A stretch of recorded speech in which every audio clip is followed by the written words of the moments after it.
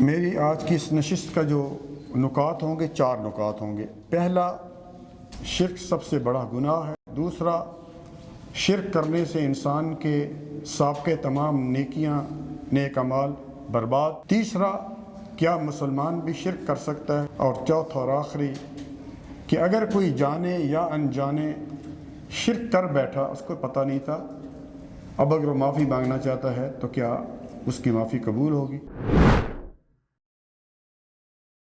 الرحمن الرحیم، الحمد للہ رب العالمین، والصلاة والسلام علی اشرف الانبیاء والمرسلین، نبینا وقائدنا وحبیبنا وسیدنا وقدوتنا محمد بن عبداللہ صلی اللہ علیہ وسلم وعلی آلہ وصحبہ اجمعین، اما بعد۔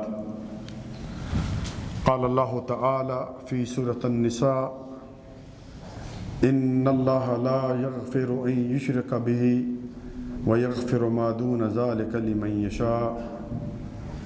اخرجہ امام بخاری عن عبداللہ بن مسعود رضی اللہ تعالی عنہ قال قال رسول اللہ صلی اللہ علیہ وسلم: من مات وهو يدعو من دون اللہ ندا دخل النار، رواہ البخاری۔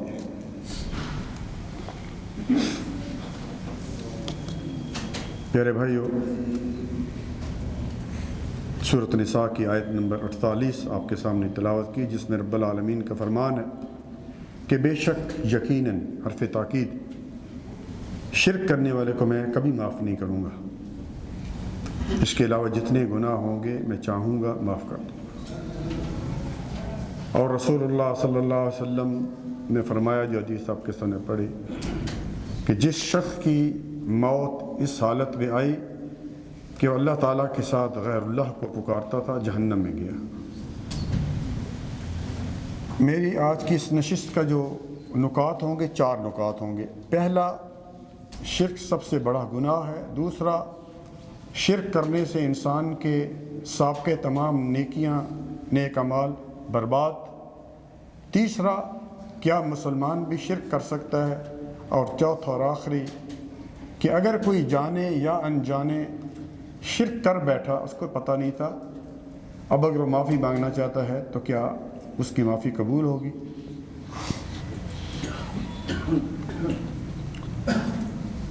سورۃ مائدہ، میں کوشش کروں گا سورت کا نام بھی بتاؤں اور آیت نمبر بھی بتاؤں تاکہ کوئی شک و شبہ نہ رہے۔ سورۃ مائدہ آیت نمبر 72، اللہ رب العالمین نے شرک کرنے والوں کے لیے 3 بڑی سزائیں بیان کی۔ انہ من یشرک باللہ فقد حرم اللہ علیہ الجنہ ومأواہ النار وما للظالمین من انصار۔ جو بھی اللہ تعالیٰ کے ساتھ کسی کو شریک ٹھہراتا ہے، اس پر پہلی کیا سزا ہے؟ جنت حرام ہمیشہ کے لیے، ہمیشہ کے لیے۔ دوسری سزا ٹھکانہ اس کا جہنم، اور تیسری سزا اس کا کوئی مددگار بھی نہیں ہوگا۔ بخاری اور مسلم سیدنا ابو ہریرہ رضی اللہ تعالیٰ عنہ اس حدیث کے راوی ہیں۔ رسول اللہ صلی اللہ علیہ وآلہ وسلم نے فرمایا: الا انبئکم باکبر الکبائر ثلاثا۔ 3 مرتبہ یہ جملہ آپ صلی اللہ علیہ وسلم نے دہرایا کہ کیا میں تمہیں بڑے بڑے گناہوں کے بارے میں نہ بتاؤں؟ کیا میں تمہیں بڑے بڑے گناہوں کے بارے میں نہ بتاؤں؟ کیا میں تمہیں بڑے بڑے گناہوں کے بارے میں نہ بتاؤں؟ قالوا بلی یا رسول اللہ، بتائیے۔ آپ صلی اللہ علیہ وسلم نے فرمایا کہ سب سے بڑا گناہ الاشراک باللہ، اللہ تعالیٰ کے ساتھ کسی کو شریک ٹھہرانا۔ مسند احمد میں ہے، رسول اللہ صلی اللہ علیہ وسلم نے سیدنا معاذ کو چند باتوں کی وصیت فرمائی تھی، جن میں سر فہرست وصیت یہ تھی کہ یا معاذ لا تشرک باللہ وان قتلت او حرقت۔ اے معاذ، اللہ تعالیٰ کے ساتھ کسی کو شریک نہ ٹھہرانا، خواہ تیرے ٹکڑے ٹکڑے کر دیے جائیں، خواہ تجھ کو جلا کر راہ کر دیا جائے۔ عبداللہ بن مسعود رضی اللہ تعالیٰ عنہ نبی صلی اللہ علیہ وسلم سے پوچھا، بخاری مسلم یہ موجود ہے حدیث، کہ یا رسول اللہ، پیارے بھائی، جب بھی نام آئے صلی اللہ علیہ وسلم کے 10 رحمتیں ملیں، 10 گناہ معاف، 10 درجات بلند۔ اور جو شخص اس زبان کو حرکت نہیں دیتا، رسول اللہ صلی اللہ علیہ وسلم نے فرمایا کہ جس کے سامنے میرا نام لیا جائے اور مجھ پر دودھ، وہ شخص بخیل ہے۔ سب کہیں پیار سے صلی اللہ علیہ وسلم۔ یا رسول اللہ صلی اللہ علیہ وسلم ای ذنب اعظم عند اللہ، اللہ کے رسول صلی اللہ علیہ وسلم اللہ کے یہاں سب سے بڑا گناہ کون سا ہے؟ فرمایا ان تجعل اللہ ندا وهو خلقک، کہ تو اللہ تعالیٰ کے ساتھ کسی غیر اللہ کو پکارے حالانکہ اللہ تعالیٰ نے تجھے پیدا کیا ہے۔ موضوع بہت لمبا ہے، اگر اس کو شروع کیا جائے گھنٹے نہیں، ہفتے نہیں، مہینے نہیں، سال چاہیے۔ نوح علیہ السلام کتنے سال توحید کی طرف بلاتے رہے؟ 50,000 سال، 50,000 سال، لیکن وقت کی کمی۔ حدیث قدسی ہے، سیدنا انس رضی اللہ تعالیٰ عنہ اس حدیث کے راوی ہیں، ترمذی کی حسن درجے کی حدیث ہے۔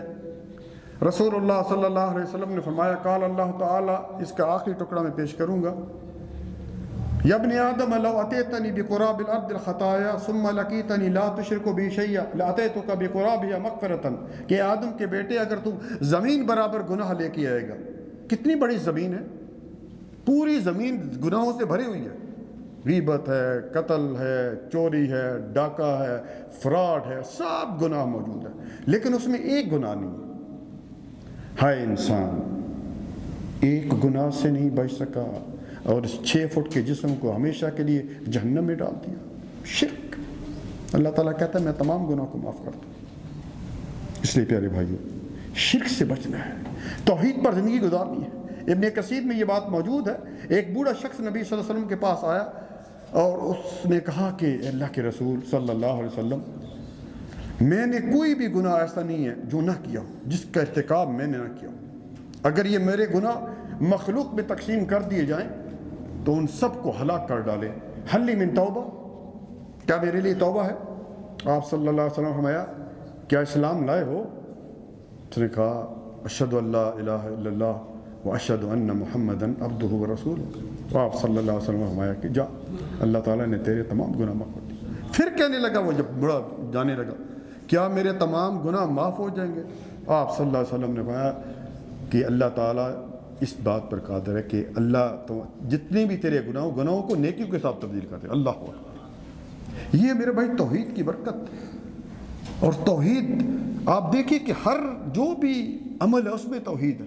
آپ نماز دیکھیے، شروع کرتے ہیں ایاک نعبد و ایاک نستعین، توحید، اے اللہ ہم تیری عبادت کرتے ہیں، تجھی سے مدد چاہتے ہیں۔ اور جب اختتام ہو رہا ہے تشہد میں تو کیا کہتے ہیں؟ التحیات للہ والصلوات، اور آخر میں کیا ہے؟ اشہد ان لا الہ الا اللہ واشہد ان محمدًا عبدہ ورسولہ۔ اس سے پہلے وضو کرتے ہیں، جس کے بعد نماز نہیں ہوتی۔ اس کے بعد کیا فرمایا کہ جو شخص وضو کرنے کے بعد جو ہے وہ یہ کلمات پڑھتا ہے، اللہ تعالیٰ اس کے لیے جنت کے دروازے کھول دیتے ہیں۔ آپ جناب دیکھیے، آپ حج عمرے کے لیے جاتے ہیں، لباس پہنتے ہیں، ٹھیک ہے، جو احرام ہے، اور ساتھ کیا کہتے ہیں؟ لبیک اللہم لبیک لبیک لا شریک لک لبیک ان الحمد ونعمت لک۔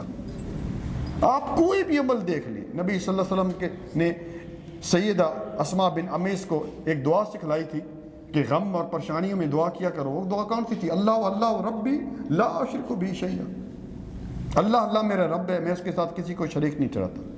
دوسرا نقطہ پیارے بھائی،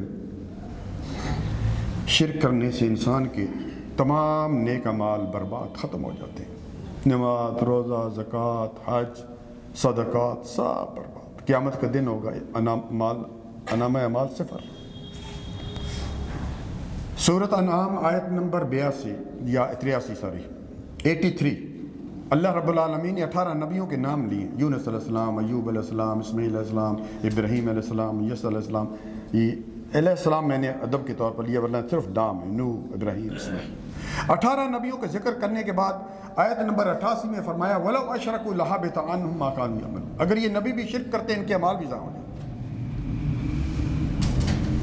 دیکھ لیجئے، اللہ رب العالمین نے نبی صلی اللہ علیہ وسلم کو مخاطب کیا سورۃ زمر آیت نمبر 65 میں، وَلَقَدْ أُوحِيَ إِلَيْكَ وَإِلَى الَّذِينَ مِن قَبْلِكَ لَئِنْ أَشْرَكْتَ لَيَحْبَطَنَّ عَمَلُكَ وَلَا تَكُونَنَّ مِنَ الْخَاسِرِينَ۔ اے نبی، آپ کی طرف اور آپ سے پہلے جتنے نبی ہو گزرے ہیں ان کی طرف یہ وحی کی جا چکی ہے کہ اگر آپ نے بھی شرک کیا تو آپ کے بھی اعمال ضائع ہو جائیں، رہ گی کوئی چیز۔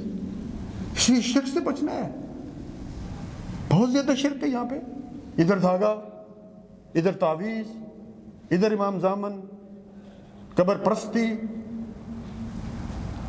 شرک کی حالت میں موت آ گئی، اس کے لیے کوئی گنجائش نہیں میرے بھائی۔ تیسرا نقطہ جو میں نے بیان کرنا ہے وہ ہے کیا مسلمان بھی شرک کر سکتا ہے؟ جی ہاں، قرآن کہتا ہے، میں تو نہیں کہہ رہا، قرآن کہتا ہے کر سکتا ہے۔ سورۃ انعام کی آیت نمبر 82 اللہ رب العالمین کا فرمان ہے الذین آمنوا ولم یلبسوا ایمانہم بالظلم اولئک لہم الامن وہم مہتدون۔ وہ لوگ جو ایمان لائے، کیا مطلب مسلمان ہو گئے، پھر انہوں نے اپنے اس ایمان کے ساتھ شرک کی ملاوٹ نہیں کی، ان کے لیے دو عظیم انعامات۔ پہلا انعام ہم امن دے دیں گے اور دوسرا ہم ان کو ہدایت دے دیں گے۔ دونوں عظیم چیزیں۔ دیکھیے جس ملک میں امن نہیں ہوتا ہر چیز ختم ہو جاتی ہے، مسجدیں بند ہیں۔ دوسری آیت سورۃ یوسف آیت نمبر 106 وَمَا يُؤْمِنُ أَكْثَرُهُم بِاللَّهِ إِلَّا وَهُم مُشْرِكُونَ کہ بہت سارے کلمہ گو، کلمہ پڑھنے والے مشرک ہیں، شرک کرتے ہیں۔ اس کے اور بھی آیات ہیں لیکن وقت کی کمی کی وجہ سے اگر یہ بات ہی سمجھ آ جائے تو کافی ہے۔ مسلم شریف کی صحیح روایت رسول اللہ صلی اللہ علیہ وسلم نے فرمایا جس جنازہ میں 40 مواحد لوگ، وہ لوگ جو اللہ تعالیٰ کے ساتھ شرک نہیں کرتے، وہ اس جنازے میں شریک ہو جائیں تو اللہ تعالیٰ ان کی دعا کی وجہ سے میت کی مغفرت فرما دیتے ہیں۔ سبحان اللہ، کیا خیال ہے؟ جنازہ مسلمان ہی پڑھتے ہیں نا، مطلب کیا ہے کہ شرک موجود ہے، یہ دھوکہ دیتے ہیں۔ اور وہ جو حدیث ہے صحیح ہے، وہ حدیث کہ میری امت میں شرک نہیں ہوگا، وہ یہ ہے کہ ہر جگہ پوری امت شرک میں ملوث نہیں ہوگی، لیکن کہیں کہیں پایا جائے گا۔ آپ دیکھ لیجیے، اسے تو آپ صلی اللہ علیہ وسلم نے دعا سکھلا کے گئے اللہم انی اعوذ بک ان اشرک بک وانا اعلم واستغفرک لما لا اعلم۔ اور آپ صلی اللہ علیہ وسلم نے فرمایا کہ جو شخص رات کو سورۃ قل یا ایھا الکافرون پڑھ کے سوتا ہے یہ شرک سے برات والی صورت ہے۔ چوتھا نقطہ، اگر کوئی شخص جانے یا انجانے نہیں پتا تھا، بیمار ہوا، کسی نے کہا یہ دھاگا پہن لو، کسی نے کہا تعویذ پہن لو، کسی نے کہا جا کر فلاں مزار پر کوئی چڑھاوا چڑھا دو، کر بیٹھا، بعد میں اس کو کوئی شخص ملا، بھائی یہ تو شرک ہے، اب اگر توبہ کرے تو کیا اس کی توبہ قبول ہے؟ جی ہاں، سورۃ زمر آیت نمبر 53 اللہ رب العالمین کا فرمان ہے قُلْ يَا عِبَادِيَ الَّذِينَ أَسْرَفُوا عَلَىٰ أَنفُسِهِمْ لَا تَقْنَطُوا مِن رَحْمَةِ اللَّهِ إِنَّ اللَّهَ يَغْفِرُ الذُّنُوبَ جَمِيعًا إِنَّهُ هُوَ الْغَفُورُ الرَّحِيمُ۔ اے پیغمبر اعلان کر دیجئے، لوگوں کو بتا دیجئے، میرے بندوں کو بتا دیجئے جنہوں نے اپنے اوپر بہت ظلم کیا، کیا مطلب بڑے بڑے گناہ کیے، گناہ کرتے کرتے زندگی کی شام ہو گئی، گناہ کرتے کرتے بالوں میں بھی سفیدی ہو گئی، گناہ کرتے کرتے نوکری بھی ختم ہو گئی، گناہ کرتے کرتے اولاد بھی چھوڑ کر چلی گئی۔ لا تقنطوا من رحمت اللہ، اللہ تعالیٰ کی رحمت سے مایوس تو کافر ہوتے ہیں۔ کبھی بھی میرے بھائی ایسا معاملہ ہو جائے، کبھی بھی جاب چلی گئی ہے، بیماری آ گئی ہے اور اس طرح کے معاملات ہو جاتے ہیں، کتنی خودکشیاں ہو رہی ہیں صرف اس وجہ سے، میٹرک میں فیل خودکشی، بیوی کے ساتھ جھگڑا خودکشی، بیماری آ گئی خودکشی، آزمائش ہوگی، اللہ تعالیٰ آزمائے گا۔ نبیوں پر آزمائشیں ہوئی، سعد بن وقاص رضی اللہ تعالیٰ نے نبی صلی اللہ علیہ وسلم نے کیا پوچھا کہ یا رسول اللہ صلی اللہ علیہ وسلم ایو ناس اشد بلا، اس طرح کے الفاظ ہیں کہ سب سے زیادہ آزمائشیں کن پر آئیں؟ فرمایا انبیاء، نبیوں پر، فلمسل ولمسل، اس کے بعد جتنے دین پر مضبوط تھے۔ اور آپ صلی اللہ علیہ وسلم آگے کیا فرمایا کہ انسان یہ مصیبتیں، یہ تکلیفیں یہ جھیلتا ہوتا ہے نا، کبھی بیمار ہے یار بیمار ہے، اور کسی کو نہیں کہنا چاہیے۔ تو کئی لوگ جو ہے نا بڑے وہ عجیب سے بات کرتے ہیں کہ دیکھیں نا اللہ دی پکڑ آئی ہے کہ نہیں، اللہ تعالیٰ اس کو آزما رہا ہے اور اس کے گناہ معاف ہو رہے ہیں اور ہم اس کے پیچھے جو ہے بد گمانی کر رہے ہیں، کبھی نہیں کہنا چاہیے۔